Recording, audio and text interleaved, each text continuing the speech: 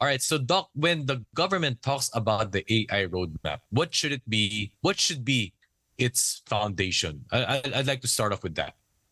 Yeah, I think this topic has been long overdue, if you ask me. In fact, the original roadmap came about in 2021, so it's good to see that it's being updated now. As far as what foundation should we be looking at, I think number one is still education. We need to develop a labor force that is AI enabled, but at the same time produce more AI experts.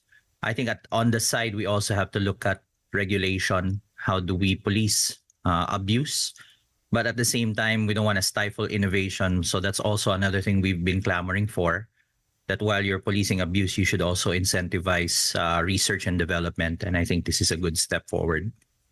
Mm. Well, you mentioned about the pillars, right? Education, regulation, and of course research. Can you take us through the education first? Because when you talk about AI, it has so many aspects, right? So very very complex aspects, and we only get to look at the final product, like when you see Chat GPT, the story that we mentioned earlier about Ameka, right? But when you talk about education, the basics behind this, is it hard? Is it tough? And what kind of time does it take for actually the humans to be actually educated with this? Yeah, I think one of the things that we've been looking at also is how we can democratize the knowledge.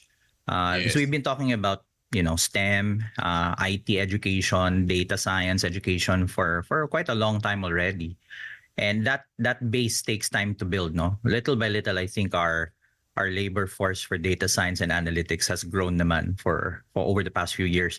But I think we also should emulate countries like Finland and recently Dubai. Dubai recently announced that they're going to be training 1 million prompt engineers. And the term prompt engineer sometimes gets conflated with engineering. Actually, it's really more teaching citizens how to use AI like ChatGPT properly. So you don't need to be a scientist to do that. No, this is for everyone. And in Finland, as early as 2019, they already embarked on a program to train 1% of their entire population in AI basics.